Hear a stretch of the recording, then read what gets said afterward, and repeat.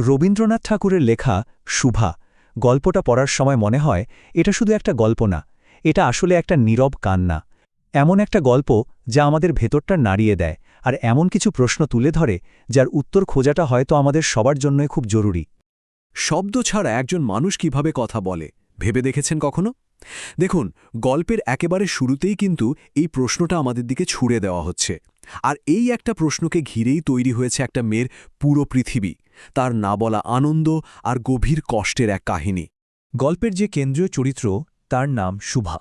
পুরো নামটা কি জানেন? শুভাষিনী, মানে যে সুন্দর করে কথা বলে। কি অদ্ভুত এক পরিহাস, তাই না? যার নামের অর্থই হল সুমধুর ভাষিনী, সেই মেয়েটাই কথা বলতে পারত না। আর ঠিক এই জায়গা থেকে শুরু হয় তার এক নীরব নিঃসঙ্গ জীবনের গল্প। শুভার এই যে কথা বলতে না পারা, এই নীরবতা তাকে কিন্তু সবার আগে একা করে দিয়েছিল তার নিজের পরিবারেই। চলুন একটু গভীরে গিয়ে দেখি কিভাবে নিজের বাড়িতেই সে একটা না বলা বোঝা হয়ে উঠেছিল। ভাবুন তো একবার, খুব ছোটবেলাতেই শুভা এটা বুঝে গিয়েছিল যে সে তার বাবা মায়ের কাছে একটা অভিশাপ। এই কষ্টটা ওকে সবসময় তাড়িয়ে বেড়াত। ও চাইত সবার চোখের আড়ালে থাকতে, নিজেকে লুকিয়ে রাখতে। ওর মনে হতো সবাই যদি ওকে ভুলে যায় তাহলেই যেন ও একটু শান্তিতে থাকতে পারবে। ওর বাবা মায়ের ব্যবহারটাও ছিল একদম দুই রকম।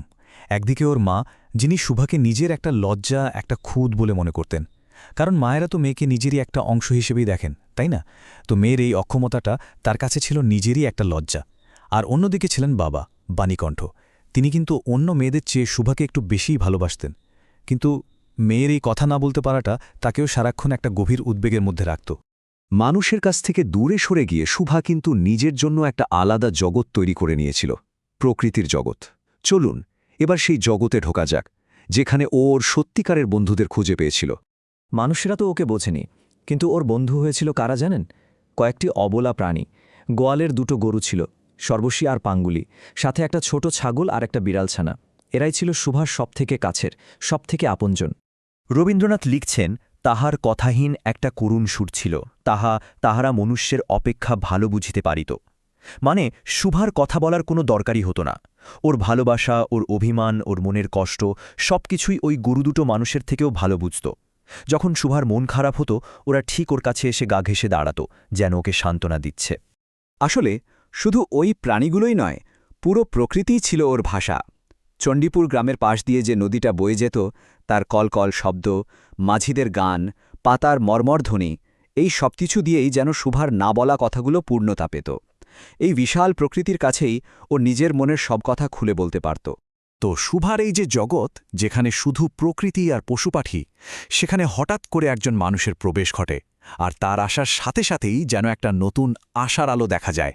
এই মানুষটা আর কেউ নয়, প্রতাপ, গ্রামের গোসাইদের ছোট ছেলে, এক্কেবারে যাকে বলে উড়নচণ্ডী, কোনো কাজের না, সারাদিন টোটো করে ঘুরে বেড়ায়, সংসারের দিকে কোনো নজরই নেই। প্রতাপের প্রধান কাজ ছিল ছিপ ফেলে মাছ ধরা, আর ঠিক এইখানেই ও শুভার কদর বুঝত। কারণ মাছ ধরার জন্য তো চুপচাপ একজন সঙ্গী দরকার, তাই না? প্রতাপ শুভার এই নীরবতাকে খুব মূল্য দিত, এমনকি ওকে ভালোবেসে শু বলেও ডাকত। ভাবুন তো, যে মেয়েটা সারা জীবন অবহেলা পেয়ে এসেছে, তার জন্য এই ছোট্ট ডাকটা কতটা দামি ছিল। কিন্তু শুভার জীবনের এই ছোট্ট ভালো লাগাটা বেশিদিন টিকল না, কারণ এবার সমাজের চাপ বাড়তে শুরু করল। আর সেই চাপই গল্পটাকে একটা অবশ্যম্ভাবী, দুঃখজনক পরিণতির দিকে ঠেলে নিয়ে গেল। দেখুন কি হলো। শুভার বয়স বাড়ছে, আর তার সাথে পাল্লা দিয়ে বাড়ছে বাবা মায়ের চিন্তা। গ্রামের লোকেরাও কানাঘুষো শুরু করেছে, এমনকি তাদের একঘরে করে দেওয়ার কথাও বলছে। এই প্রচণ্ড চাপ আর সহ্য করতে না পেরে বাবা বাণীকণ্ঠ শেষমেশ একটা কঠিন সিদ্ধান্ত নিলেন। শুভাকে কলকাতায় নিয়ে গিয়ে বিয়ে দেবেন। আর এর মধ্যেই একদিন প্রতাপ ওকে মজা করে জিজ্ঞেস করে, কিরে শু, তোর নাকি বর পাওয়া গেছে, বিয়ে করতে যাচ্ছিস? কথাটা হয়তো মজার ছলেই বলা, কিন্তু এটা শুভার বুকে একটা তীরের মতো বিঁধেছিল। ও প্রতাপের দিকে এমনভাবে তাকালো যেন একটা অসহায় হরিণ শিকারীর দিকে তাকিয়ে আছে। বুকের ভেতরটা ভেঙে চুরমার হয়ে যাচ্ছে, কিন্তু মুখে বলার কোনো ভাষা নেই। নিজের এই চেনা পৃথিবী, তার গাছপালা, নদী, তার প্রিয় পশুপাখিদের ছেড়ে চলে যেতে হবে, এই সত্যিটা যখন শুভা বুঝতে পারল, ও কান্নায় ভেঙে পড়ল। বাবার পায়ের কাছে বসে শুধু আকুল হয়ে কাঁদতে লাগল। তার চোখ দুটো যেন মিনতি করছিল, বাবা, আমাকে এখান থেকে নিয়ে যেও না।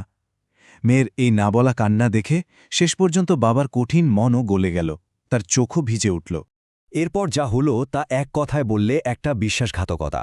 সুভার সবচেয়ে বড় সত্যি, তার নীরবতাকেই একটা অস্ত্র হিসেবে ব্যবহার করা হলো, আর এই প্রতারণাই তার জীবনকে একটা মর্মান্তিক পরিণতির দিকে ঠেলে দিল।